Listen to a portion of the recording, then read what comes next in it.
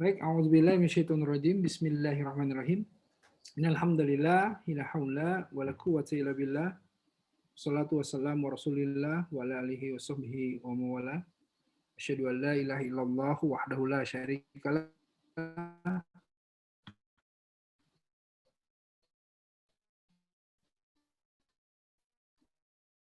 Asyhadu anna muhammadan kepada para calon penghuni surga semuanya. Assalamualaikum warahmatullahi wabarakatuh. Waalaikumsalam warahmatullahi wabarakatuh.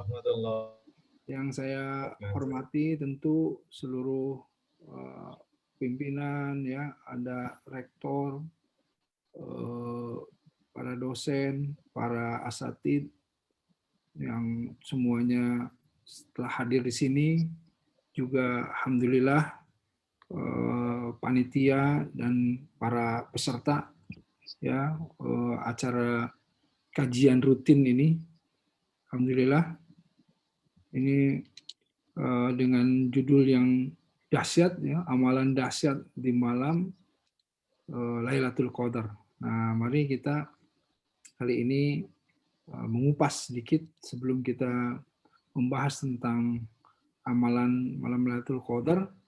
Kita akan membahas dulu sebetulnya apa malam Lailatul Qadar itu. Nah, pertama saya ingin membuka dengan tentu, ya, surah Al-Qadar, ya, di mana di sini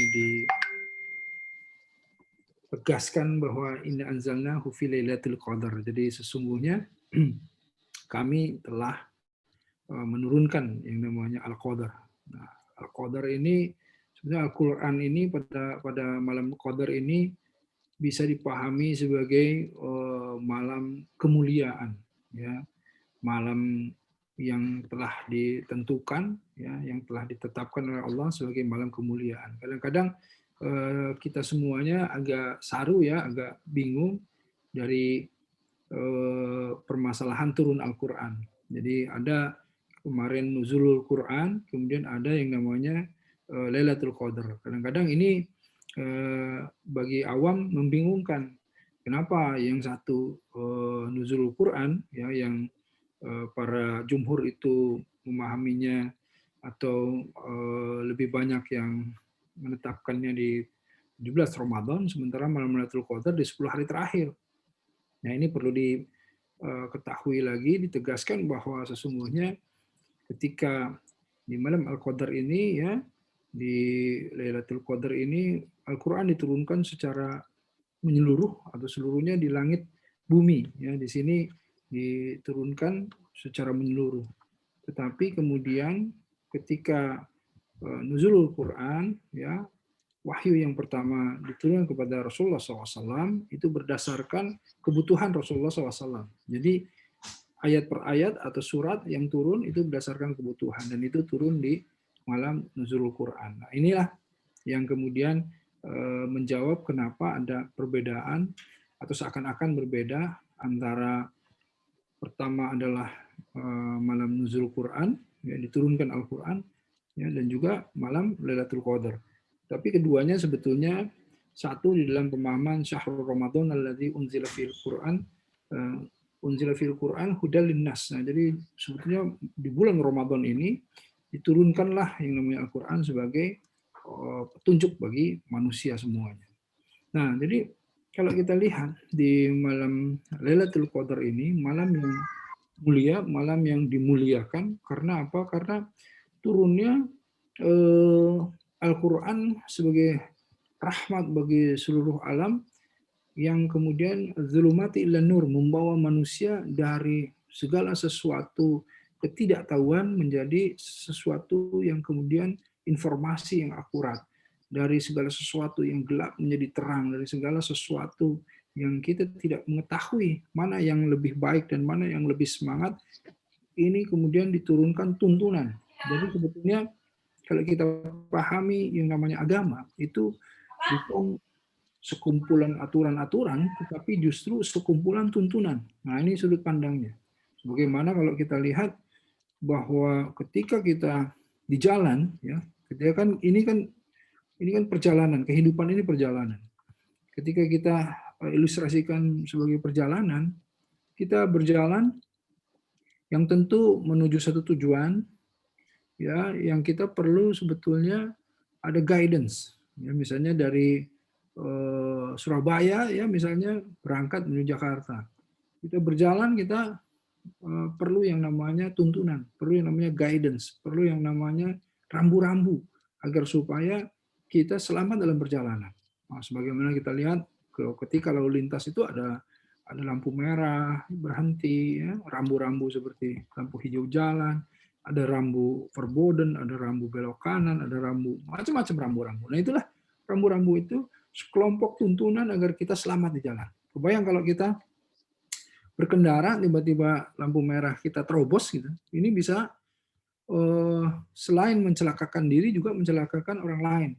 Nah, gitu ya. Jadi inilah pemahaman kenapa sekumpulan tuntunan itulah yang diturunkan di malam yang kalau kita pahami Lailatul Qadar ini, yang kemudian berangsur-angsur turun kepada Rasul sesuai dengan kebutuhan. Nah, di sini ditegaskan bahwa dan tahukah kamu apakah malam kemuliaan itu, ya, inna anzalnahu fi lailatul qadar wa ma adraka ma lailatul qadar. Jadi tahukah kamu apa sih sebetulnya yang namanya malam kemuliaan itu? Nah, di sini malam kemuliaan itu malam yang Lailatul Qadri khairun min alfi sahr. Jadi lebih baik dari 1000 bulan. Nah, ini kan ketika kita membahas lebih baik dari 1000 bulan, kita masuk ke dalam beberapa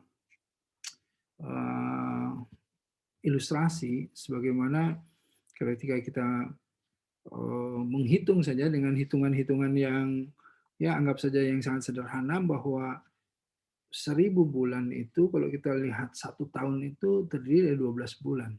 Jadi kalau 1000 bulan, 1000 dibagi 12 itu sekitar 83, ya. 83 tahun lebih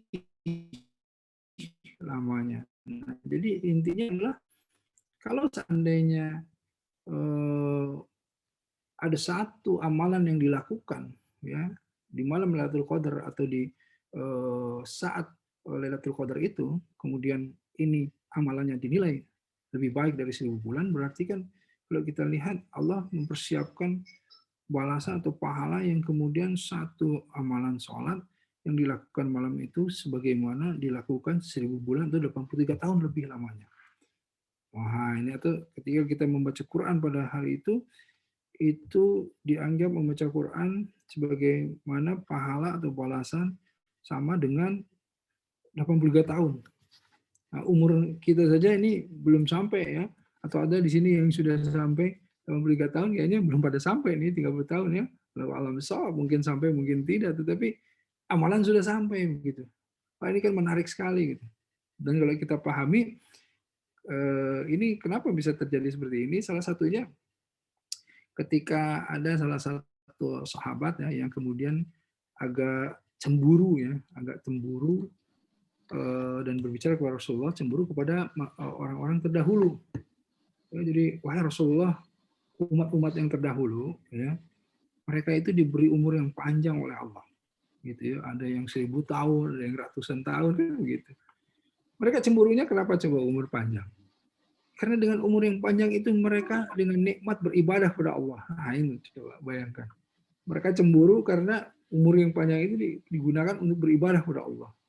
Kalau kita umur pendek, umur panjang belum tentu tuh ya dipakai cemburu, dipakai beribadah kepada Allah. Nah, karenanya ketika orang-orang soleh yang pada saat itu bicara pada Rasulullah SAW, Rasulullah, kami ini ketika Rasulullah dalam sebuah majelis menyampaikan bahwa umur umatnya itu tidak jauh gitu, ya, dari umur-umur yang sebelum-sebelumnya, mereka cemburu karena umur panjang itu 100 tahun, 1000 tahun itu betapa nikmatnya yang kemudian digunakan untuk beribadah kepada Allah. Gitu.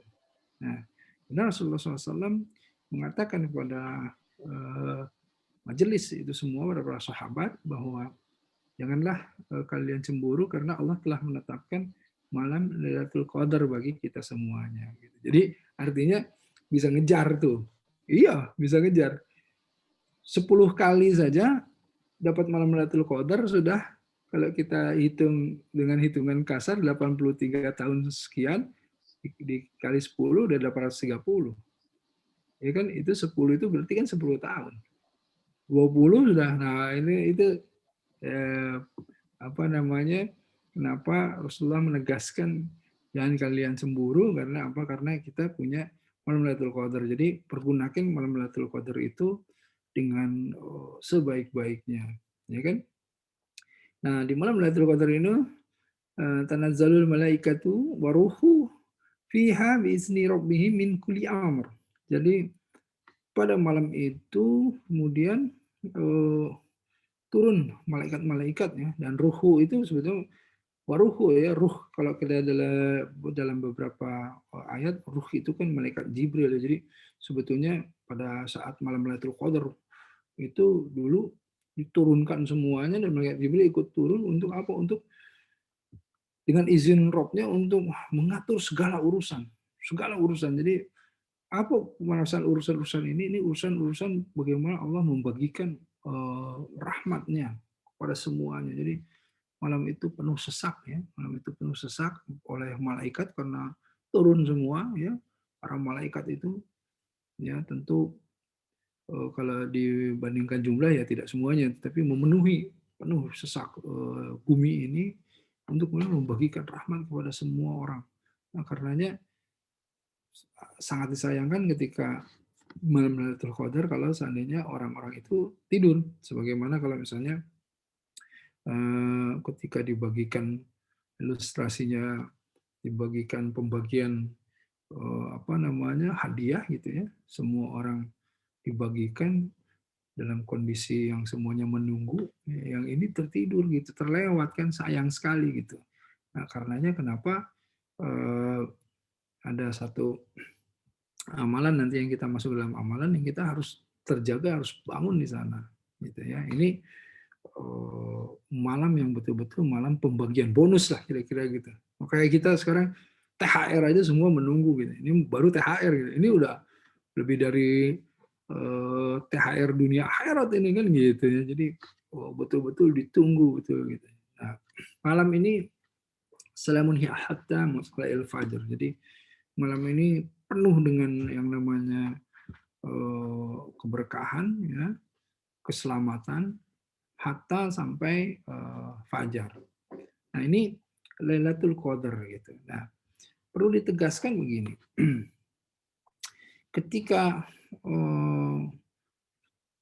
Al-Quran itu diturunkan gitu ya, Al-Quran diturunkan, tentu kan kegembiraan seluruh makhluk gitu ya, seluruh makhluk. Yusabbihu lahu ma fis samawati wa fil ard. Bertasbih. Bertasbih apa yang ada di langit dan apa yang ada di bumi, semua bertasbih. Itu kenapa? Karena betapa gembiranya ada satu malam yang kemudian satu malam yang penuh dengan solusi, satu malam yang penuh dengan pencerahan dari semua jawaban dari semua pertanyaan gitu ya, pencerahan dari semua kegelapan itu terjadi di situ. Nah, jadi intinya betapa ini bergembira sekali, gitu. Bergembira sekali yang namanya seluruh makhluk Allah itu bertasbih, semuanya bertasbih, gunung-gunung bertasbih, ya, kemudian pepohonan, semuanya, awan semua, bumi, langit semuanya bertasbih semuanya. Karena apa? Karena ini malam yang begitu menggembirakan, malam yang kemudian menjadi penyelamat bagi seluruh makhluk yang ada gitu. Nah, ini malam yang betul-betul mulia karenanya gitu. Nah, ini Lailatul Qadar gitu. Nah, kalau kita sudah memahami oh ini malam Lailatul Qadar gitu. Nah, kemudian kita masuk ke dalam, sebelum ke amalan, kita masuk ke dalam ayat yang pertama diturunkan ya. Kalau kita lihat ayat yang pertama diturunkan itu, Iqra bismi rabbikal ladzi khalaq. Ini penuh dengan satu pesan bagaimana kita merubah pandangan kita. Jadi kalau dahulu ya, pandangan yang namanya orang-orang Quraisy atau sebelum risalah ini kemudian dijelaskan oleh Rasulullah SAW ya, diturunkan, ini pandangan-pandangan masyarakat pada saat itu cenderung tumpang tindih, berantakan tentang permasalahan bagaimana konsep-konsep kehidupan. Dari mulai mereka mengambil segala sesuatu kebijakan, keputusan berdasarkan pikiran-pikiran mereka sendiri. Nah, artinya kalau kita berpikir berdasarkan pikiran kita sendiri, ini akan sulit, ya. Karena pikiran kita betul-betul terbatas. Pikiran kita terbatas, segala sesuatu yang kita miliki terbatas, akal kita terbatas, pandangan kita terbatas, pendengaran kita terbatas, akal kita terus semuanya terbatas, sangat terbatas. Ya, kita hanya mengetahui segala sesuatu yang zahir saja. Nah, kemudian inilah yang membuat kita semuanya terbatas. Ya, coba saja kalau kita lihat pandangan-pandangan masa lalu yang kemudian kalau seandainya kenapa Rasulullah SAW itu beruzlah ya, Rasulullah SAW itu sebelum menerima wahyu di umur 40, sebelum-sebelumnya dari umur sekitar 35-37 sekian itu beliau sudah kemudian beruzlah. Artinya ada waktu-waktu beliau bertafakur, waktu-waktu beliau mengasingkan diri, beliau menarik diri, lebih tepatnya menarik diri dari kesibukan dunia, dari kebisingan, dari kegaduhan, dari segala aktivitas yang kemudian tidak membuat beliau khusyuk untuk mencari. Nah, apalagi di bulan Ramadan, dari Siti Khadijah ya disampaikan bahwa yang namanya malam Ramadan, malam-malam di bulan Ramadan Rasulullah SAW setiap hari berada di Gua Hira untuk beruzlah tadi, bertafakur gitu. Nah, apa yang kemudian dilakukan Rasulullah SAW itu mencari nilai-nilai, mencari tauhid, mencari hubungan dirinya dengan Tuhan. Gitu. Sebagaimana Nabi Ibrahim alaihissalam juga ya, hampir seluruh nabi itu mencari yang namanya Tuhan. Nah, kalau Nabi Ibrahim alaihissalam mencari Tuhan dengan melihat matahari, dengan melihat bulan dan lain-lain ya, tapi Rasulullah SAW dengan mencari nilai-nilai. Karenanya Rasulullah di dalam Gua Hira kalau kita lihat betapa kalau masuk dalam Gua Hira itu sebetulnya fokus pandangan beliau kan Gua Hira itu bukan, kalau di kita kan gua besar-besar ya, kalau di mereka gua itu kecil-kecil gitu. Nah, masuk duduk sudut pandangnya itu langsung menuju Ka'bah. Jadi betul-betul beliau mencari hubungan connectivity tauhid atau antara dirinya dengan Tuhan gitu ya. Jadi kalau yang lain bisa sekuler melihat segala sesuatunya berdasarkan pikirannya sendiri, kalau ini Rasulullah SAW mencoba mengkaitkan gitu. Nah, karenanya Rasulullah tidak menyukai pada saat itu keputusan-keputusan yang penting diambil berdasarkan undi ya, diundi dan lain-lain. Perlakuan terhadap wanita, bayi perempuan dikubur hidup-hidup dan lain-lain. Nah, ini betul-betul nilai-nilai yang tumpang tindih, etika dan lain-lain yang kemudian banyaknya menzolimi dan kemudian sewenang-wenang gitu. Nah, karenanya ketika Rasulullah itu bertafakur, turun ayat ya yang kita pahami nuzul Quran itu turun ayat Iqra bismi rabbikal ladzi khalaq. Nah, Iqra di sini kita pahami bagaimana sesungguhnya qiraah atau membaca ya itu bukan hanya membaca huruf-huruf, bukan hanya membaca kalimat gitu. Kenapa? Karena ketika malaikat Jibril menyatakan Iqra, Rasulullah SAW menyebutkan ma'ana biqori, saya nggak bisa baca kata Rasulullah sampai 3 kali prosesnya, disuruh Iqra lagi nggak bisa baca, suruh Iqra lagi Rasulullah bilang saya nggak bisa baca, sampai didekam. Artinya sebetulnya bukan hanya membaca Iqra itu bukan hanya bacalah huruf-huruf, tetapi bagaimana menghimpun informasi. Ya, jadi kan sebetulnya membaca juga menghimpun informasi. Ada huruf B, ada huruf A, ada huruf C, ada huruf A. Itu kan dihimpun menjadi baca, ada maknanya. Jadi kalau kita kaji lebih lanjut, Iqra itu, Qur'an itu artinya bagaimana kita menghimpun informasi tersebut. Dengan apa? Nah, disinilah sebagaimana ini mengubah sudut pandang semuanya. ketika Iqra itu menghimpun informasi, informasi ini tidak kemudian bisa berdiri sendiri, tetapi harus dikaitkan dengan Rabb yang menciptakan. Bismi rabbikal ladzi khalaq. Iqra bismi rabbikal ladzi khalaq. Jadi bagaimana menghimpun informasi dan dikaitkan segala sesuatu kepada Allah. Nah, seperti beginilah contohnya. Kalau kita himpun informasi pandemi misalnya, apa hubungannya dengan Allah gitu. Nah, ini nih penting. Kenapa? Karena kalau tidak kita hanya sekuler saja melihat pandemi ya sekedar virus. Pandemi sekedar bagaimana ikhtiar kita itu adalah dengan jaga jarak, ya, divaksin, meningkatkan imunitas tubuh, makanan dan minuman, ya itu saja. Secara sekuler kita melihatnya. Tetapi kalau kita melihat dengan pandangan kafah Iqra tadi, berarti kan ada urusan bukan urusan sekuler saja, tapi bagaimana hablum minallahnya, kaitannya dengan Allah. Makanya ketika kita lihat virus-virus ini kan tidak punya kehendak. Dia tidak kemudian berkumpul dan kemudian mengambil keputusan, ayo kita serang manusia saat ini, kita bunuh manusia sebanyak-banyaknya. Kan tidak seperti itu. Siapa yang berkehendak? Wah, kembali ke sana, siapa yang berkehendak? Tidak ada satu musibah pun yang bisa terjadi tanpa seizin Allah. Kan begitu. Nah, itulah yang membuat ketika kita pahami apa sebetulnya ibrah, pelajaran atau hikmah di balik pandemi ini. Ketika kita kaitkan dengan Allah, bismi rabbikal ladzi khalaq, karena Allah yang berkehendak. Nah, jadi kita lebih jauh lagi. Ma khalaqta hadza batilan. Enggak ada yang diciptakan oleh Allah itu yang sia-sia. Semuanya mesti ada manfaat, ada hikmah di balik itu semuanya. Nah, karenanya ketika kita memandang pandemi ini dengan konteks yang menyeluruh, yang mengaitkannya dengan Allah, kemudian sudahkah kita membuka pintu langit, mengetuk langit untuk menurunkan pertolongan Allah.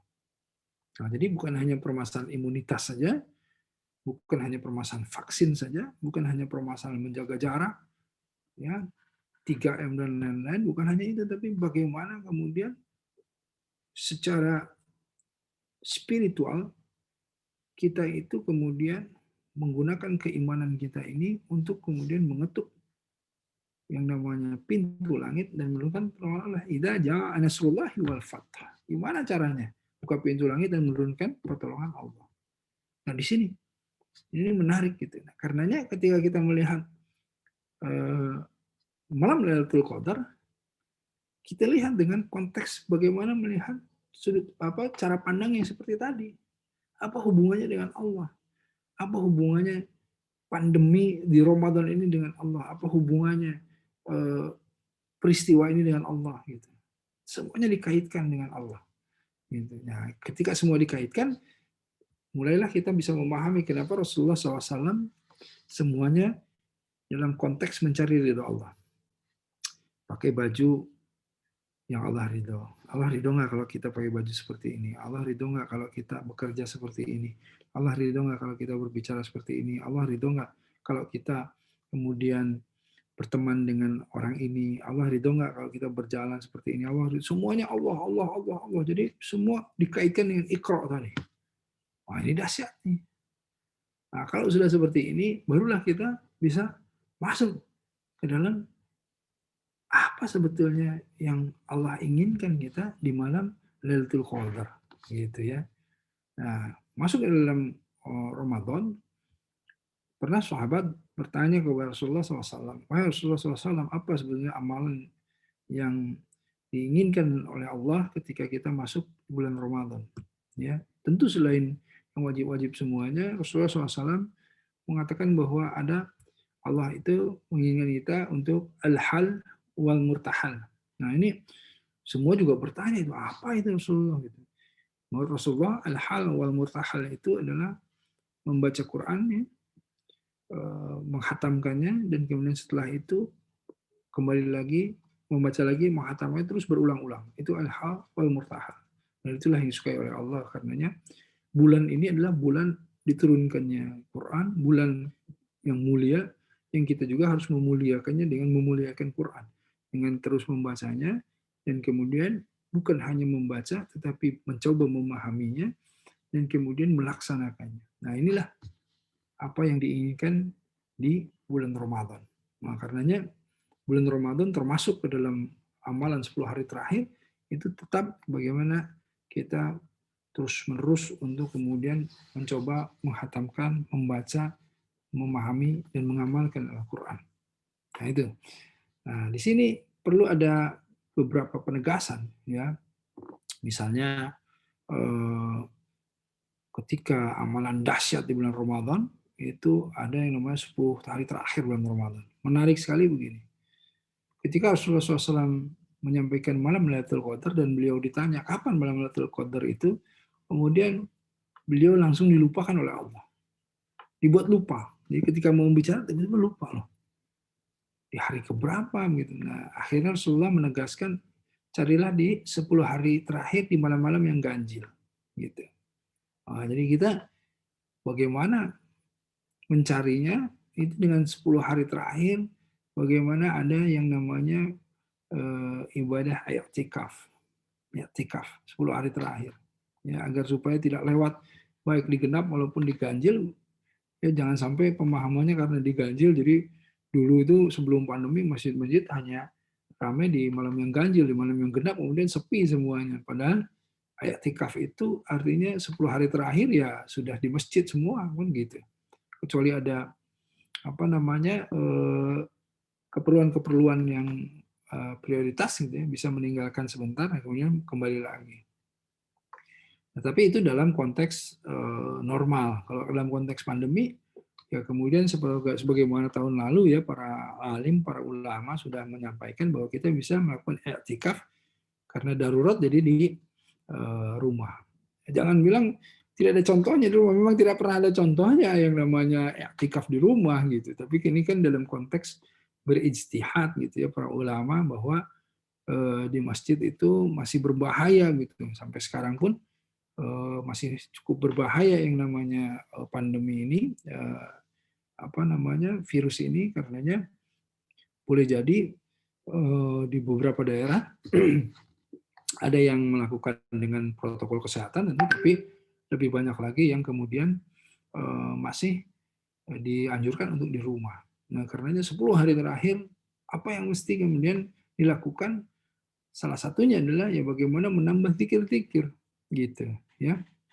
Jadi kalau di dalam hadisnya itu Rasulullah SAW itu ketika memasuki 10 hari terakhir dari bulan Ramadan beliau kencangkan sarungnya. Jadi bersungguh-sungguh dalam ibadah dengan meninggalkan istri dan menghidupkan malam-malam tersebut dengan ibadah membangunkan keluarganya untuk beribadah gitu. Jadi mengencangkan sarung gitu ya. Jadi betul-betul dalam konteks bersungguh-sungguh ya dan menghidupkan malam-malam tersebut dengan membangunkan istri-istrinya ya. Jadi membangunkan keluarganya semua untuk menegakkan ibadah gitu. Di 10 hari terakhir ini. Jadi i'tikaf itu.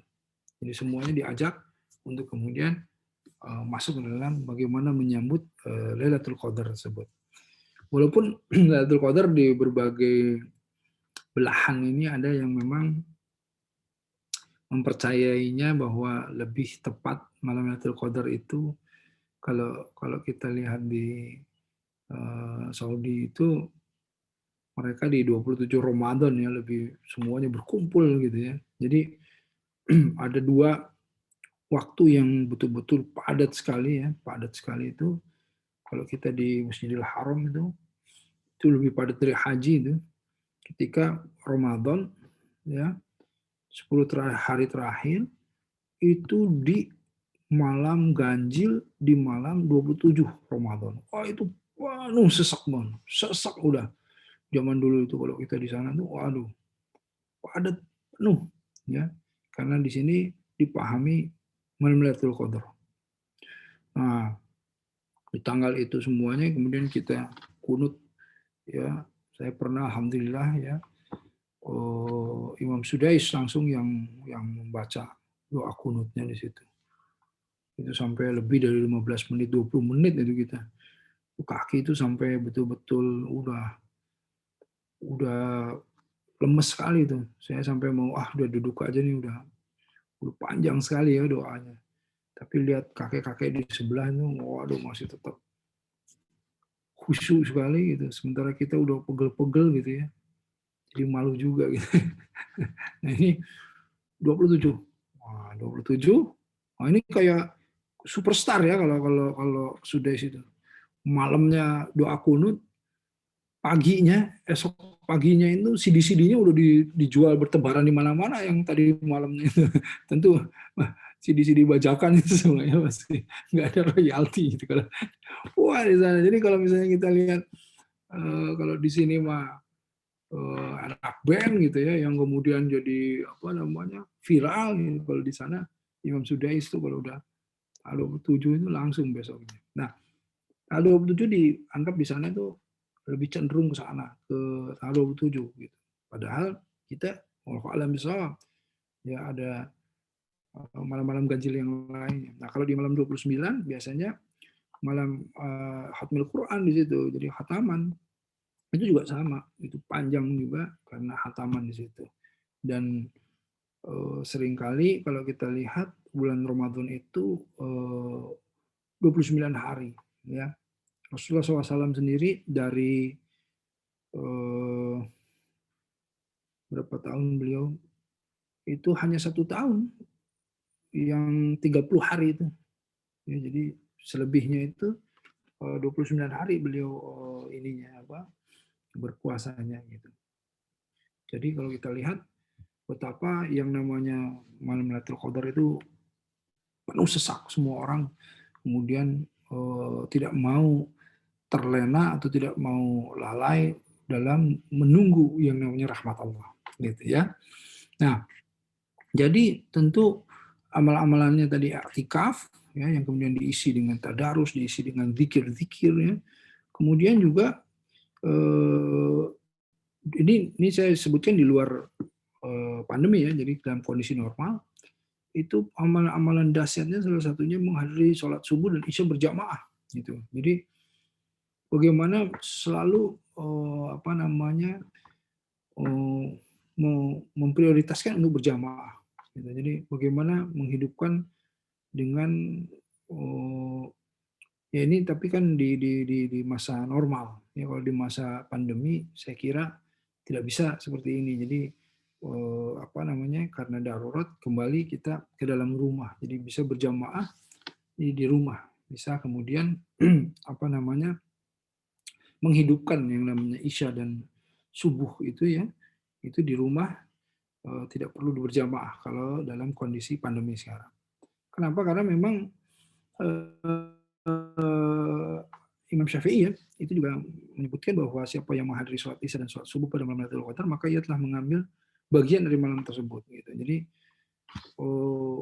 ya artinya sebagaimana pahala sholat semalam penuh gitu kalau di dalam hadis yang diriwayatkan Muslim itu siapa yang menghadiri sholat isya berjamaah maka baginya sholat separuh malam. Siapa yang melaksanakan sholat isya dan subuh berjamaah maka baginya pahala sholat seharian penuh. Wah itu jadi apa namanya menghadiri subuh dan isya berjamaah. Ini penting sekali di dalam 10 hari terakhir, gitu ya. Karenanya kan kalau 10 hari terakhir kenapa kita i'tikaf di masjid? Karena supaya tidak lepas dari itu semuanya. Gitu. Itu dalam kondisi normal. Gitu. Saya tegasin lagi nanti, soalnya kalau sekarang kan pandemi, jadi protokol kesehatan, ya hifz an-nas lebih penting dari hifz ad-din. Gitu. Ini maqasid syariah ya. Maqasid syariah itu tujuan bagaimana aturan-aturan syariat itu menuntun itu bagaimana yang awal itu melindungi yang namanya kehidupan. Jadi tujuan dari agama itu melindungi kehidupan. Jadi maqasid syariah itu hifz an-nafs lebih awal. Hifzul an-nafs itu jadi bagaimana melindungi yang namanya kehidupan. Baru setelah itu bagaimana melindungi hifz ad-din yang namanya agama atau menjaga yang namanya bagaimana ibadah-ibadah tetap dilakukan gitu. Nah, kalau dua ini kemudian harus diambil, yang hifz an-nafs yang paling prioritas. Karena tidak mungkin kalau kehidupan tidak dijaga, siapa yang akan melaksanakan agama kan gitu. Jadi kalau misalnya sudahlah biarin aja pandemi, nggak apa-apalah kita tetap aja jamaah, kita tetap ini, tiba-tiba terpapar virus semuanya, tiba-tiba nauzubillah min dzalik, meninggal semua, ya gimana ya? Ada orang yang akan menegakkan al-haq lagi di situ kan gitu. Nah, jadi maqasid syariah itu hifz an-nafs lebih diutamakan. Nah, kemudian melakukan tadi kan i'tikaf ya, kemudian bagaimana menghidupkan isya dan subuh berjamaah sebagaimana disampaikan tadi dalam hadis Muslim bahwa itu akan membuat kita dianggap sholat seharian penuh, gitu. Seharian penuh gitu. Jadi ketika seharian penuh ya dikali 83 tahun lebih tadi itu yang jadi keutamaannya. Nah, kemudian bagaimana melakukan sholat, memperpanjang sholat atau melakukan zikir-zikir ya, artinya di malam Lailatul Qadar tersebut. Gitu. Makanya yang tadi saya sebutkan tanggal 27 Ramadan itu bisa jadi panjang sekali, kunutnya aja panjang sekali gitu. Kan kalau di sana setiap malam itu 1 juz. Ya, kita sholat itu dari setiap rokaatnya itu kemudian dibagi agar supaya bisa dapat 1 juz gitu. Nah, jadi memang bagaimana disebutkan man qoma Lailatul Qadri ya. Man qoma Lailatul Qadri imanan wa ihtisaban ghufira lahu ma taqaddama min dzambi. Kan gitu. Jadi barang siapa yang melaksanakan sholat ya pada malam Lailatul Qadar ya dengan iman dan wahtisaban, artinya iman dan wahtisaban itu dengan betul-betul keimanan ya, betul-betul ikhlas keimanan memurnikan itu semuanya, dan wahtisaban artinya hanya menginginkan balasan dari Allah, jadi betul-betul murni gitu melakukan itu bukan karena apa-apa tapi karena memang memurnikan ketaatan dalam menjalankan perintah Allah gitu. Mukhlishina lahuddin gitu. Jadi dengan iman dan wahtisaban lah maka gufirullahu ya mata kodama min dzambi, dosa-dosa yang telah lalu itu akan dihapuskan insya Allah dia itu. Nah, karenanya memang penting sekali ya, penting sekali. Kayak utang lah, antum punya utang gitu, utang banyak gitu, tekor kan kita ini kalau misalnya dihitung amal-amalan, utang banyak banget lah ya, dosa-dosa yang disengaja yang nggak disengaja gitu, yang kita tahunya aja udah banyak banget, apalagi yang kita nggak tahu. Coba, iya kan? Yang tahunya aja kita udah nggak bisa ngitung dosa yang kita udah tahu, apalagi dosa yang kita nggak tahu. Udah berapa tahun tuh bikin dosa yang nggak tahu, nggak sadar misalnya. Ada yang nggak sadar, ada yang nggak tahu. Ada yang udah tahu tapi nggak sadar, gitu. Ya, ada yang benar-benar nggak tahu. Nah, ini kayak misalnya antum sakit apa namanya komentar yang nggak benar gitu sama orang tua, itu udah dosa itu. Cuma dianggap biasa, wah apalagi gitu misalnya. Ibu nih udahlah gini-gini. Itu kan bilang aja nggak boleh. Apalagi bikin sakit hati gitu. Apalagi wah repot lah dah. Nah, jadi sebetulnya utang yang sangat banyak itu bisa dihapusin gitu. Gimana nggak kita senang? Punya utang banyak bisa dihapusin. Wah gitu. Pemutihan ini malam pemutihan ini. Pemutihan. Diputihkan dosa-dosa semuanya. Wah, ini makanya betapa pentingnya kemudian tadi untuk menegakkan zikir-zikir atau sholat malam ya, yang dipenuhi dengan kehusyuan, yang dipenuhi dengan ketulusan, yang dipenuhi dengan wahtisaban tadi. Itu penting sekali. Nah, kemudian yang selanjutnya adalah bagaimana sebagaimana Rasulullah SAW mengajarkan kita.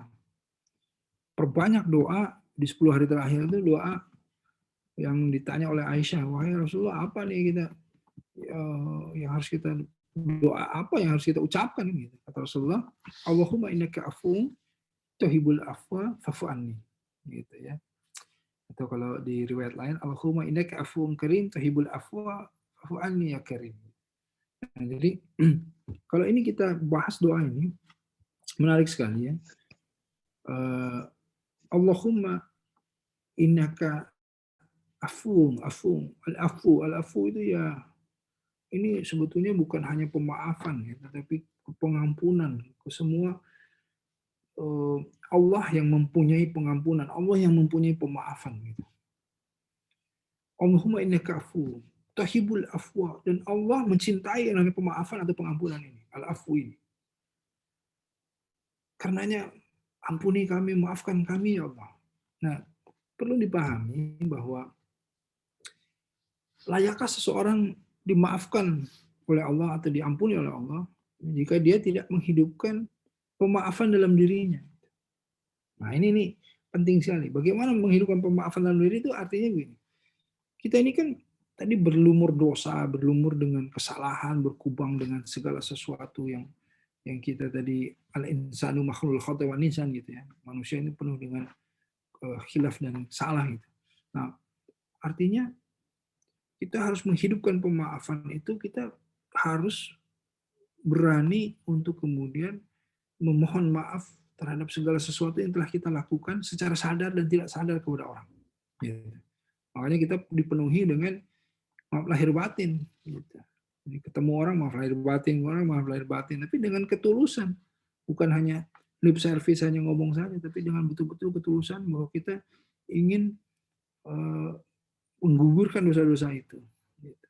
Nah, selain itu kita juga harus berbesar hati, melapangkan hati untuk apa? Untuk bisa memaafkan orang lain.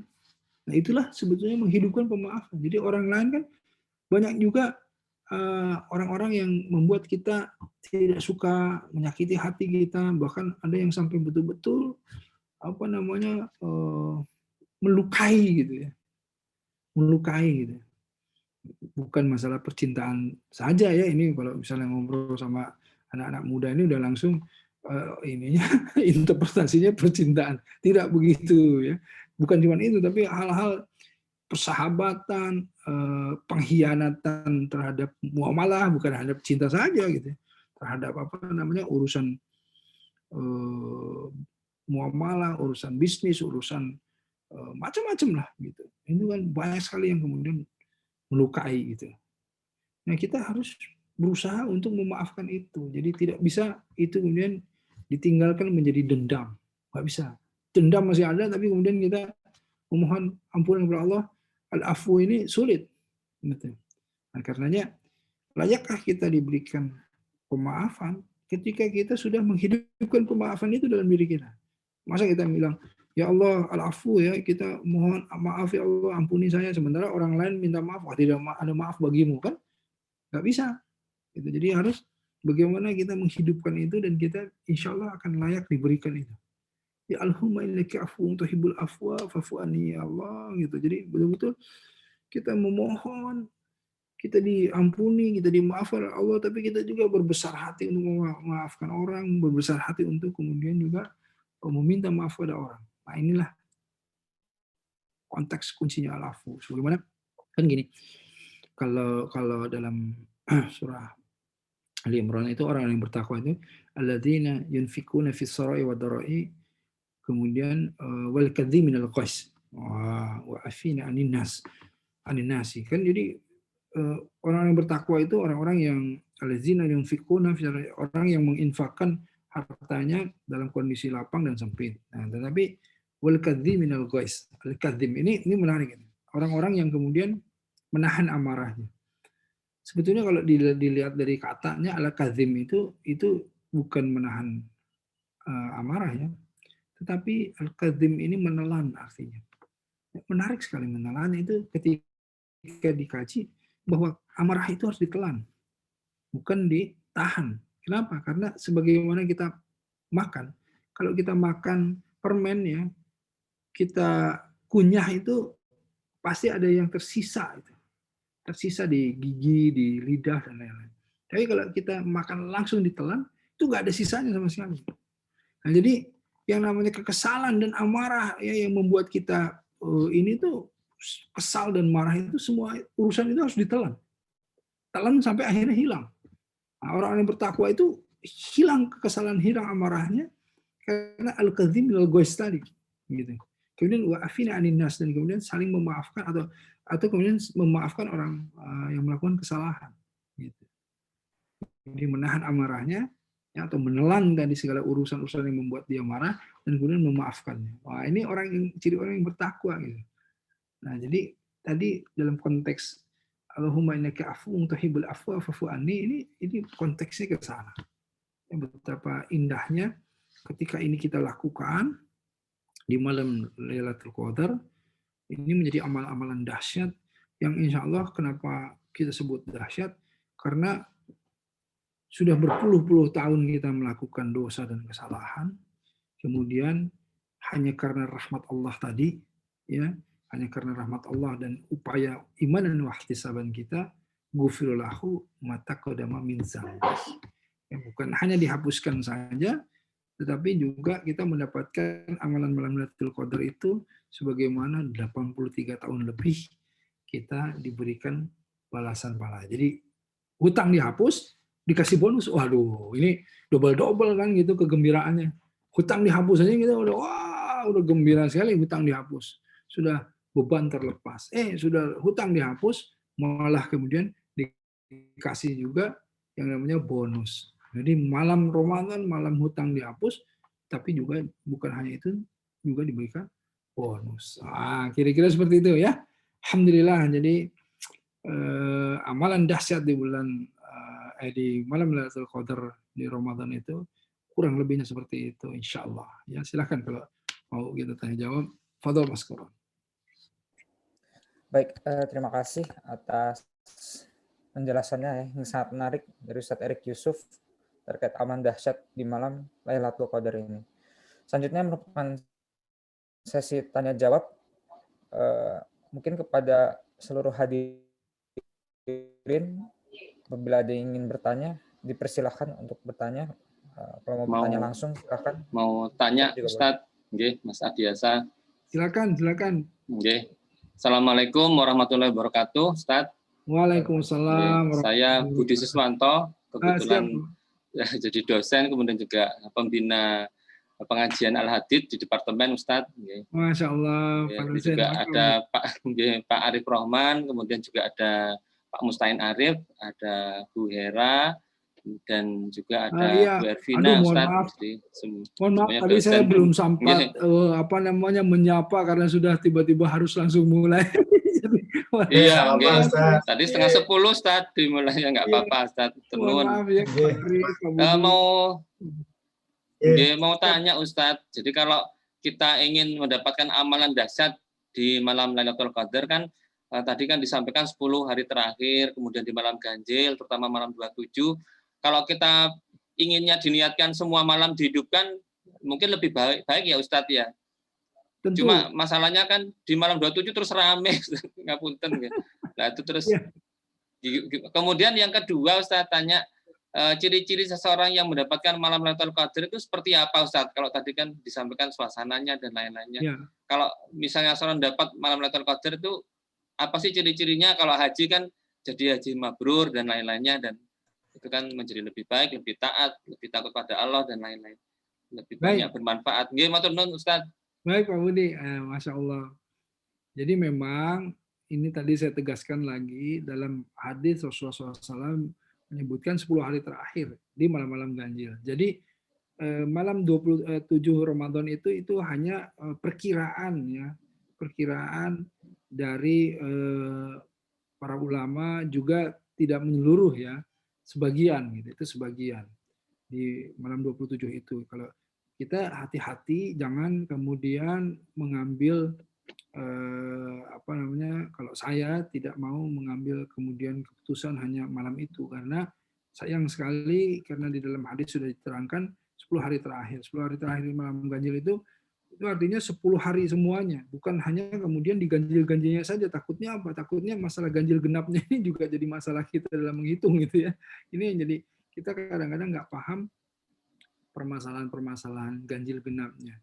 Di mana sudah ganjil, di sini sudah genap dan lain-lain. Nah, ini yang jadi permasalahan kita. Dan kemudian kalau seandainya kita hanya kemudian mengambil 1-2 hari atau yang hanya yang ganjilnya saja, endurance kita ini kemudian biasanya tidak bisa optimal.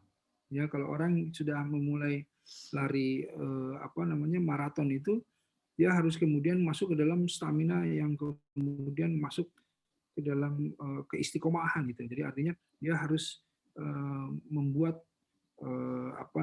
degup jantungnya, metabolisme tubuhnya masuk ke dalam kondisi yang memang maraton gitu. Nah, kita ini kalau misalnya lari berhenti ya, itu akan sulit lagi memulainya. Betul. Nah, karenanya 10 hari terakhir itu tidak mungkin ganjil kemudian kita optimalkan, genap kemudian kita istirahat dulu. ganjil lagi, optimalkan lagi, itu nggak bisa. Itu secara grafik dia akan turun naik. Tapi kalau misalnya kita terus, dia akan terus bisa naik gitu. Nah, ini yang dipahami, karenanya buat adik-adik khususnya gitu ya, yang energinya malah lebih besar, jangan kalah sama yang kita-kita yang sudah energinya udah senior gitu ya. Jadi jangan kalah, justru maksimalkan di 10 hari terakhir itu gitu ya. Walaupun di dalam sebelum 10 hari terakhir kita juga sudah kemudian mencoba mengoptimalkan itu. Nah, itu salah satunya. Jadi jangan berpatok hanya ke 27 Ramadan. Ini hanya cerita 27 Ramadan. Kalau di di Hijaz di Saudi itu, mereka itu arahnya lebih ke sana gitu. Lebih ke 27 gitu mereka itu. Gitu. Nah, tapi kalau kita tidak seperti itu ya. Kita harus waspada, apalagi Syafi'iyah ini kan sangat hati-hati gitu. Jadi tidak mengambil satu hari, satu malam, tetapi mengambil seluruh malam di 10 hari Ramadan ketika kita dianjurkan memang untuk i'tikaf. Itu satu. Yang kedua adalah apa ciri-cirinya orang melakukan malam Lailatul Qadar. Nah, ini menarik sekali. Karena setiap orang tidak diberikan satu jawaban bahwa dia mendapatkan atau tidak. Misalnya kita tidak tahu sudah seumur sebegini, sudahkah kita mendapatkan apakah satu malam, apa 2 malam gitu ya. Artinya apakah di dalam 10 tahun terakhir kita mendapatkan 1 apa 2 nih tahunnya gitu ya, malam tersebut, atau dapat 10-10-nya atau nggak dapat 10-nya. Ini kita kan nggak paham. Kenapa? Karena memang sengaja Allah tidak memberikan semuanya, karena kalau kita tahu berbahaya sekali. Berbahaya sekali kalau kita tahu, kita bisa lalai. Coba bayangkan, aduh kemarin udah dapet nih malam Lailatul Qadar nih, alhamdulillah nih udah dapet sertifikatnya. Berarti 83 tahun dan dianggap sholat nih, udah sekarang santai dulu dah, gitu ya. Nah, itu kan bisa begitu kalau manusia selalu gitu. Udah deh, kita rehat dulu dah, karena udah 83 tahun nih kita dapat amalan-amalan pahala-pahalanya. Nah, jadi karenanya kita tidak akan pernah tahu. Tetapi ciri-cirinya adalah menurut para alim bahwa orang tersebut yang mendapatkan malam Lailatul Qadar, dia itu terlihat dia itu hijrah atau berubah 180 derajat dari yang tadinya dia bisa melakukan keburukan-keburukan, kemudian dia meninggalkannya dan kemudian menggantinya dengan kebaikan-kebaikan. Nah, ini terlihat sekali. Dan bukan hanya sebulan, tetapi istiqomah. Itu yang dinamakan malam Lailatul Qadar. Jadi ketika dia keluar dari Ramadan, masuk ke dalam Syawal, ini terlihat ditingkatkan. Jadi artinya bukan menurun, tapi malah setidaknya sama atau meningkat. Gitu. Jadi sama ketika kita lihat ada orang yang berhijrah itu kan wajahnya pasti cerah dia. Kenapa? Karena dia menemukan tauhid, menemukan keimanan. Orang yang menemukan keimanan itu nikmatnya tidak bisa digambarkan kenikmatannya ketika orang masuk ke dalam keimanan itu. Itu semua indah. Dia melihat matahari yang tadinya matahari hanya dia bisa nikmati secara pandangan sekuler, ketika Iqra itu masuk, dia lihat matahari, dia lihat akan Masya Allah. Dia lihat pemandangan Allahu Akbar. Dia lihat semuanya itu dengan pandangan Iqra, pandangan Bismi Rabbikal ladzi khalaq, semuanya akan berubah. Ya, dia lihat pandemi saja, subhanallah, innalillahi, ini pandemi. Tapi dia akan kaitkan oleh Allah. Nah, orang-orang seperti ini, innalladzina qalu rabbunallah tsumma istaqamu fala khaufun 'alaihim wa lahum yahzanun. Ulaika ashabul jannah. Orang-orang yang menyatakan bahwa Tuhan adalah Allah, Rabbunallah, yang tadi sudah menemukan Iqra, menemukan itu tadi, dan kemudian istiqomah dalamnya, tsumma istaqamu. Mereka ini fala khaufun 'alaihim wa lahum yahzanun. Mereka tidak akan kemudian merasa khauf, takut, dan mereka tidak akan merasa bersedih atas segala sesuatu yang mereka ditimpakan oleh Allah. Karenanya mereka ini ulaika ashabul jannah. Karena mereka ini orang-orang yang mutmainnah. Nah, jadi terlihat orang yang mendapatkan malam Lailatul Qadar orang yang seperti itu. Orang-orang yang mulai masuk ke dalam perbaikan dari kehidupannya, menjauhkan dari keburukan-keburukannya, dan kemudian istiqomah di dalamnya. Nah, ini orang-orang yang istiqomah, orang-orang yang mendapatkan malam Lailatul Qadar. Karena kalau kita lihat bagaimana sih sebetulnya para sahabat mempersiapkan dirinya mereka masing-masing untuk menyambut malam Lailatul Qadar, mereka bersiap-siap 6 bulan sebelumnya. Nah, itu. Jadi bukan kita bersiap hanya mungkin Sya'ban kita bersiap, itu pun belum tentu. Tapi ini 6 bulan sebelumnya ini sudah bersiap-siap. Makanya mulai Rajab itu mereka sudah mulai kencang. Rajab, Sya'ban, Ramadan gitu. Nah, kalau kita nih kadang-kadang lepas dari Ramadan masuk Syawal, Syawal yang harusnya artinya meningkat saja sudah menurun gitu. Nah, ini permasalahannya, karenanya ayo kita insya Allah mudah-mudahan kita bisa kemudian istiqomah di dalam bagaimana mengamalkan apa-apa yang kita latih di bulan Ramadan. Kira-kira gitu Pak Budi. Nggih. Matur nuwun Ustaz Erik Yusuf. Nggih, alhamdulillah. Matur nuwun. Siap. Baik, mungkin dari hadirin ada yang ingin bertanya lagi, dipersilahkan.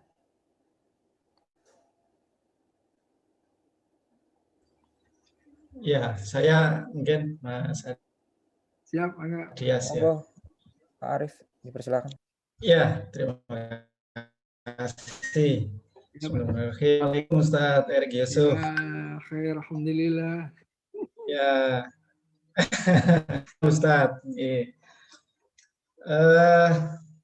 Ya, pertama saya terima kasih Ustaz atas kesediaannya untuk mengisi kajian kami di teknik sipil ITS gitu ya.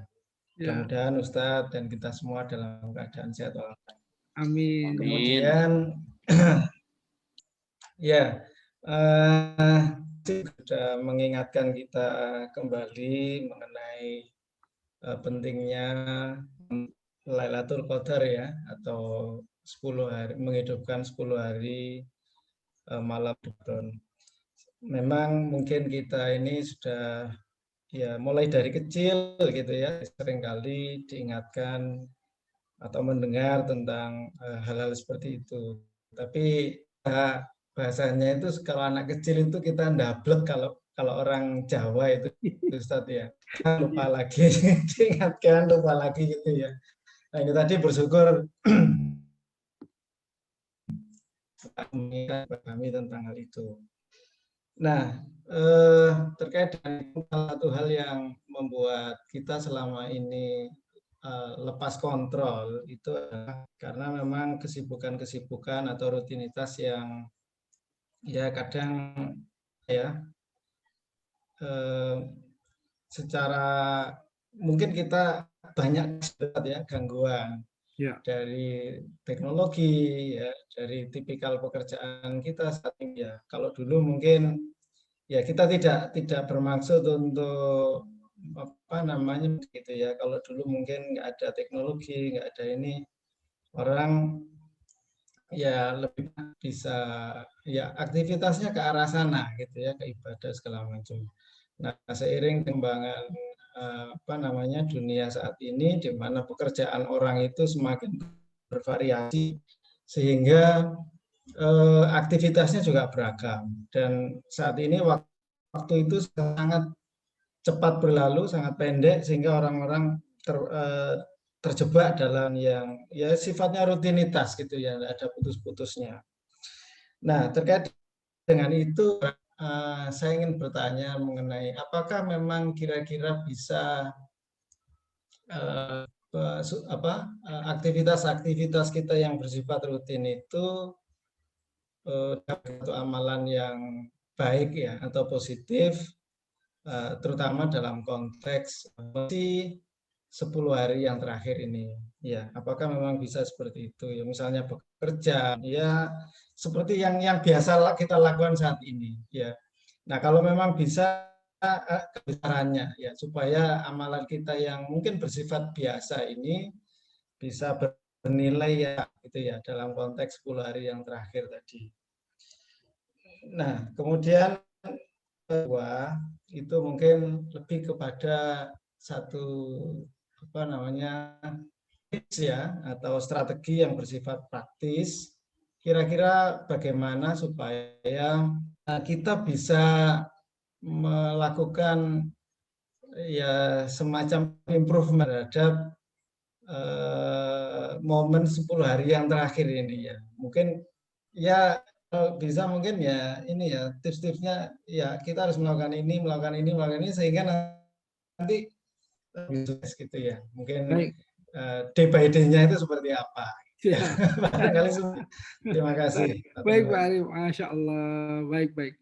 Nah itu ya, jadi saya juga sama Pak Arif ya, bagaimana terus melihat selalu di apa namanya dalam kesempatan-kesempatan ini kan rutinitas itu akhirnya kita tersedot gitu ya. Seakan-akan dalam tanda petik terjebak dari situ, nggak bisa keluar gitu dari rutinitas dan lain-lain. Karenanya salah satu ibrah ya yang saya dapatkan dari pandemi ini adalah, jadi pandemi ini seakan-akan Allah ingin mengirimkan pesan kepada kita bahwa boleh jadi kita di bulan Ramadan itu terjebak kepada kemasan-kemasannya saja, tidak masuk ke esensinya.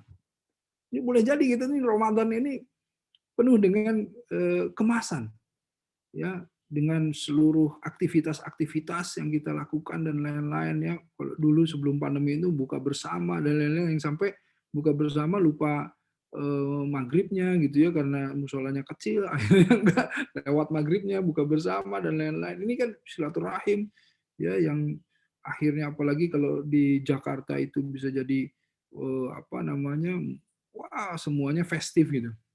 Nah ini jadi permasalahan. Ketika tiba-tiba pandemi, kita seakan-akan kemarin itu bulan Ramadan kemarin itu ditarik dari seluruh kesibukan, kita diuzlahkan oleh Allah. Jadi kita di rumah itu seperti gua hiro kita semuanya. Semua kemudian ditarik, dipaksa oleh Allah untuk kemudian bertafakur. Karena nggak bisa keluar pada saat itu. Kalau sekarang sudah mulai aktif kita keluar. Tapi kalau tahun kemarin nggak bisa keluar, nggak bisa apa-apa. Jadi kita betul-betul, nih, ini Ramadan, ambil esensi dari Ramadan. Jadi Ramadan betul-betul dipakai untuk kemudian bagaimana Rasulullah beruzlah menemukan connectivity, keimanan kita itu kualitasnya seperti apa kepada Allah.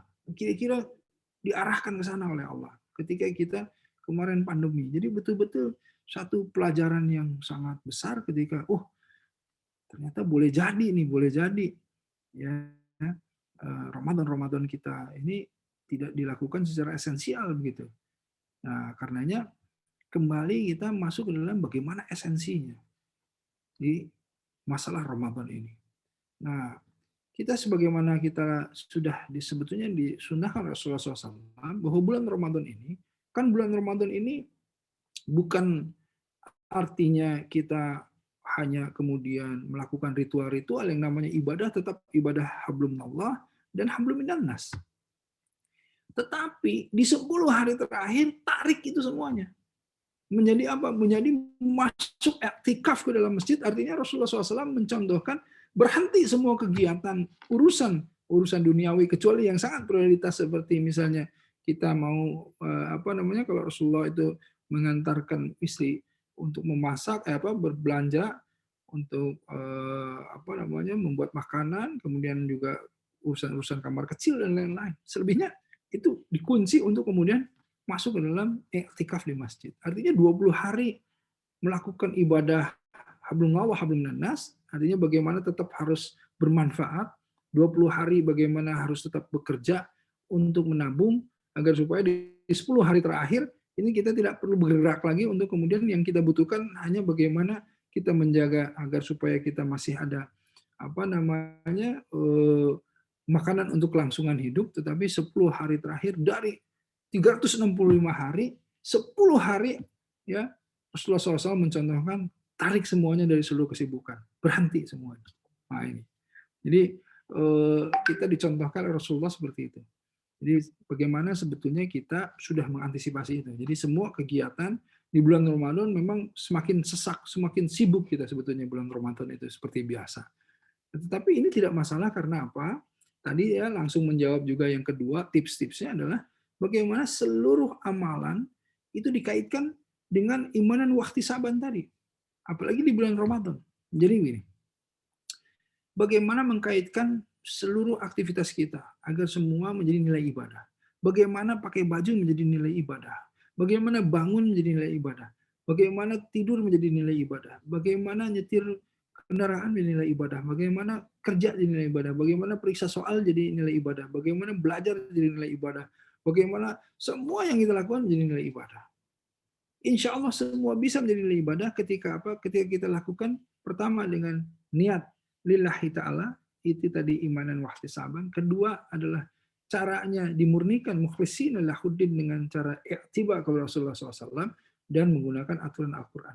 3 inilah yang kemudian ketika kita melakukan seluruh aktivitas dengan 3 ini, insya Allah semuanya menjadi nilai ibadah. Nah, jadi pakai baju, insya Allah niatnya adalah bagaimana berniat kita pakai baju dan memohon agar supaya memakai baju ini kita diperbagus, juga akhlak kita diperbagus. Jadi semuanya lillahi ta'ala. Pakai baju sebagaimana yang dituntun oleh Rasulullah SAW. Bagaimana pakai baju yang kemudian tidak melanggar aturan Al-Quran. Nah, ini semuanya nilai ibadah. Minum saja 1 detik atau 2 detik kita ini bisa menjadi nilai ibadah, lain dengan 2 detik orang yang kemudian tidak menyangkutkan dengan Allah. Ya, seperti misalnya orang dahaga, orang minum. Orang minum dia tidak dikaitkan dengan Allah, dia melepas dahaganya. Alhamdulillah sudah. Tetapi ketika kita mengkaitkan dengan Bismillahirrahmanirrahim, bersyukur Alhamdulillahirrahmanirrahim setelah minum, itu artinya kita dikaitkan dengan Allah. Apalagi dengan pemahaman bahwa minum ini insya Allah, ya, ketika kita Bismillahirrahmanirrahim, semua yang ada di air, molekul air tersebut, ini semuanya itu akan juga ikut kemudian memperbaiki sel-sel semuanya dan membuat tubuh kita menjadi sehat. Kenapa? Karena seluruh yang berkaitan dengan Allah itu semuanya hidup.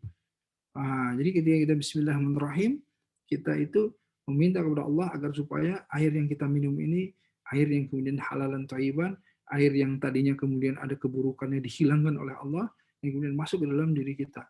Dengan pemahaman seperti itu, dengan rasa syukur seperti tadi, minum 2 detik menjadi nilai ibadah. Nah, apalagi ketika kita khairun nasi anfa'uhum linnas.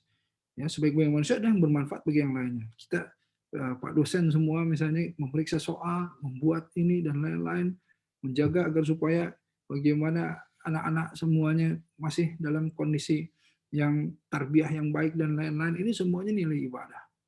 Ya, bagaimana para murabbi ini atau misalnya para mursyid ini berwudu mensucikan bukan hanya jasadiahnya tapi ruhiyahnya juga sebelum melakukan hal-hal yang kemudian insya Allah membawa manfaat yang besar agar supaya apapun yang dilakukan itu tertuntun oleh Allah. Ini kan tasawufnya ke situ. Jadi bagaimana orang-orang zaman dulu itu semuanya memperkuat dengan wudhunya agar supaya tertuntun oleh Allah apapun yang dibicarakan, apapun yang dilakukan, apapun yang diputuskan. Dengan tidak lepas dari zikir-zikir. Karenanya Rasulullah SAW bangun berdoa, berangkat berdoa, berjalan berdoa, bertemu orang berdoa, masuk rumah berdoa, berkendara berdoa, semuanya dikaitkan. Nah, ini sebetulnya Iqra bismi rabbikal ladzi khalaq, menghimpun semuanya dan kemudian menyambungkannya dengan Allah. Nah, inilah yang insya Allah kalau kita lihat banyak dari kita semuanya para pengusaha-pengusaha muslim ya yang mereka itu sebetulnya mempersiapkan pekerjaan semua 11 bulan. Di bulan Ramadan mereka hanya melakukan pekerjaan 20 hari. Ya. Di 10 hari terakhir mereka semuanya sudah berhenti, mereka masuk semua ke dalam i'tikafnya dan kemudian insya Allah mengoptimalkan segala sesuatu urusannya dan menjauhkan dari semua urusan-urusan. Nah, jadi bagi adik-adik juga i'tikaf tapi gadgetnya jalan terus dan lain-lain, ini jadi permasalahan ini nanti ya gitu. Jadi gadgetnya hanya dipakai untuk komunikasi yang penting gitu. Jadi jangan i'tikaf sambil browsingan gitu.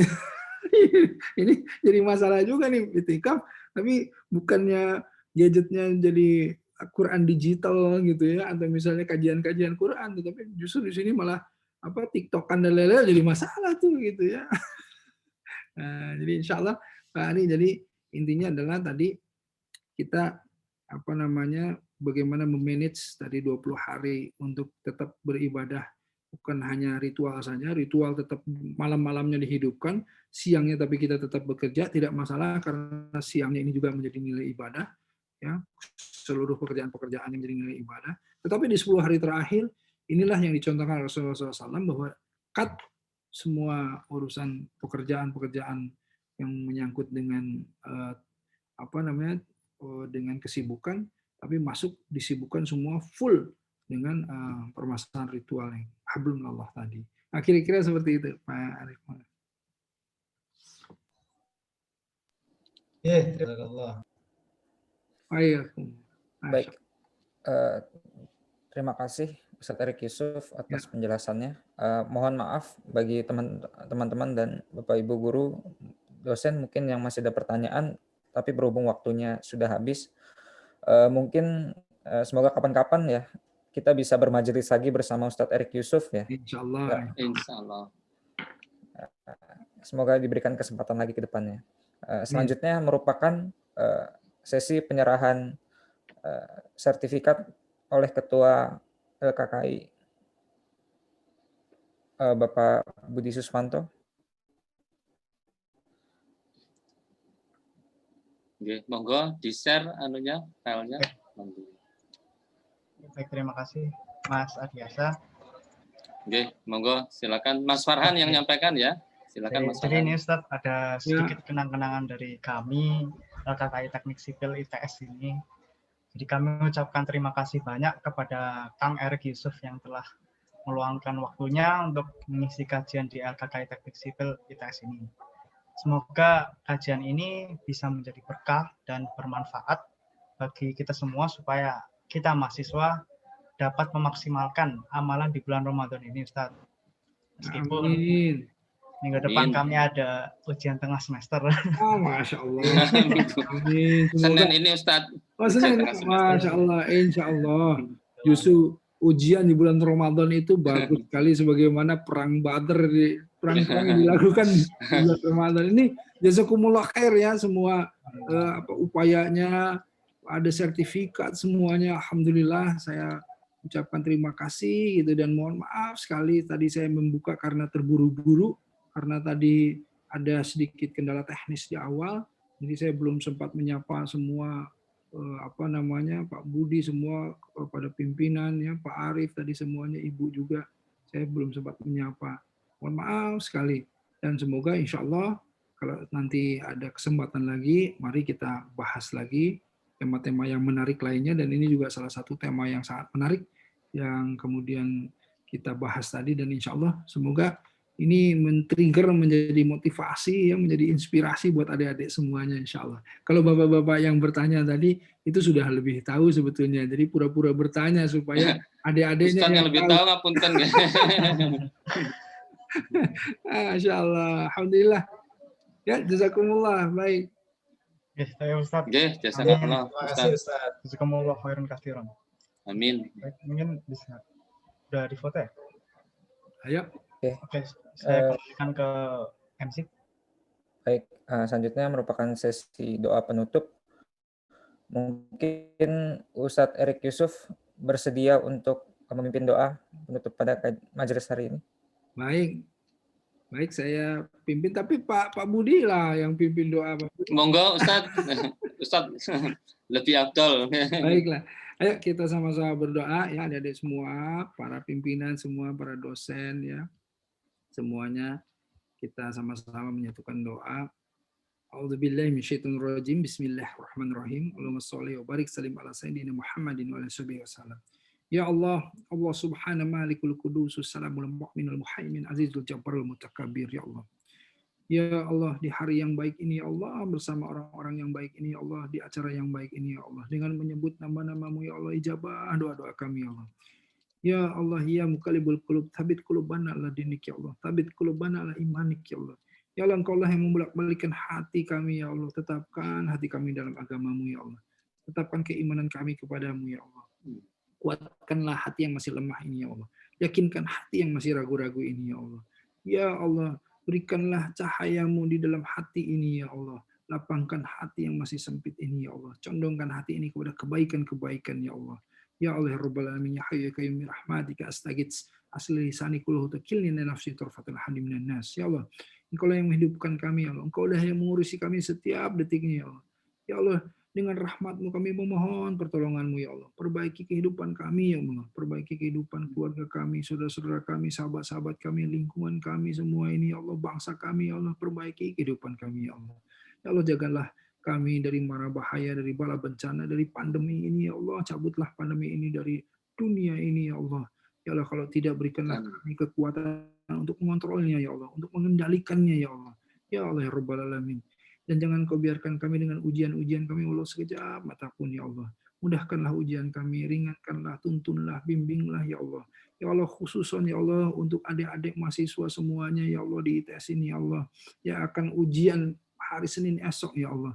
Ya Allah Rabbal Alamin, turunkanlah kepada mereka semuanya rahmat dan keberkahan ya Allah. Lapangkanlah hati mereka ya Allah, jadikanlah mereka orang-orang yang mudah dalam menjawab pertanyaan-pertanyaan, soal-soal dan semuanya ya Allah, ujian-ujian mereka ya Allah. Ya Allah, turunkanlah kepada mereka ilmu yang bermanfaat ya Allah, jernihkanlah pikirannya, jernihkanlah hatinya ya Allah. Ya Allah, luluskanlah mereka dengan nilai yang terbaik. Jadikanlah mereka orang-orang yang bermanfaat, qurrat a'yun ya Allah, jadi penyejuk hati kami orang tua dan guru-gurunya, menjadi kebanggaan agamamu, kebanggaan para dosen, kebanggaan para orang tua. Ya Allah, soleh-solehkanlah anak-anak kami semuanya ya Allah. Ya Allah, Rabbana zalamna anfusana lan taghfir lana tarhamna lanakunanna minal khasirin. Ya Allah, Rabbal Alamin, ampuni dosa-dosa kami ya Allah. Jangan biarkan dosa-dosa kami ini menjadi penyekat kami dalam mendapatkan malam Lailatul Qadarmu ya Allah. Sempatkanlah kami mendapatkan malam Lailatul Qadarmu ya Allah. Ya Allah, jadikanlah Ramadan ini Ramadan yang terbaik bagi kami ya Allah. Dan jadikanlah Ramadan ini menjadi kunci kendaraan kami ke surgamu kelak ya Allah. Ya Allah, Rabbana taqabbal minna innaka antas samiul alim wa tub alaina innaka antat tawwabur rahim. Rabbana atina fid dunya hasanah wa fil akhirati hasanah wa qina adzabannar. Fi barakatil nas'aluka al-ijabah al-Fatihah. A'udzu billahi minasyaitonir rajim. Bismillahirrahmanirrahim. Alhamdulillahi rabbil alamin arrahmanir rahim maliki yaumiddin. Iyyaka na'budu wa iyyaka nasta'in shiratal mustaqim shiratal ladzina an'amta 'alaihim ghairil maghdubi 'alaihim waladdallin. Amin ya Allah, amin ya rabbal alamin. Alhamdulillah, sekian dari saya. Mohon maaf ya. Kesalahan tentu datang dari saya, mohon dimaafkan. Kebenaran hanya datang dari Allah. Billahi taufiq wal hidayah. Assalamualaikum warahmatullahi wabarakatuh. Waalaikumsalam warahmatullahi wabarakatuh. Baik, selanjutnya merupakan sesi dokumentasi. Mungkin bagi teman-teman yang bisa menyalakan, dan Bapak Ibu guru dosen yang bisa menyalakan kamera, mungkin bisa dinyalakan kameranya. Pada tim panitia dipersiapkan mungkin untuk di screenshot. Mungkin tim panitia yang foto bisa memberikan aba-aba. Ini masih yang belum menyalakan kamera bisa segera menyalakan terlebih dahulu.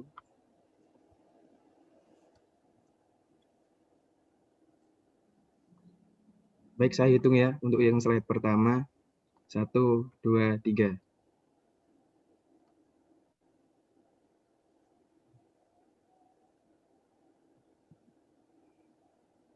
Selanjutnya untuk yang slide kedua, 1, 2, 3. Sudah, Mas. Terima kasih. Oke, baik. Karena sudah ditutup dengan doa penutup oleh Ustadz Erik Yusuf, berakhirlah sudah kegiatan kajian rutin pada siang hari ini ya. Semoga ilmunya bisa bermanfaat bagi kita semua. Mengingatkan mungkin bagi para hadirin untuk mengisi link yang sudah dikirimkan di chat. Saya selaku MC mengucapkan mohon maaf yang sebesar-besarnya mewakili panitia apabila selama berjalannya kajian rutin ini banyak yang tidak berkenan dengan kegiatan ini. Saya mengucapkan mohon maaf yang sebesar-besarnya. Sekian acara pada pagi menuju siang hari ini. Akhiru qouli hadza. Assalamualaikum warahmatullahi wabarakatuh. Waalaikumsalam warahmatullahi wabarakatuh. Terima kasih banyak. Matur nuwun semuanya. Matur nuwun Pak Arif. Matur nuwun Pak Budi. Sami-sami. Bu Era dan adik-adik semuanya ya. Terima kasih Pak Arif, Pak Budi. Mas Farhan, sami-sami. Terima kasih Jinlip ya. Ya, matur nuwun Bervina. Terima kasih banyak. Assalamualaikum. Waalaikumsalam warahmatullahi wabarakatuh. Saya juga izin Lip. Assalamualaikum warahmatullahi wabarakatuh. Waalaikumsalam. Saya juga ya Mas ya. Terima kasih.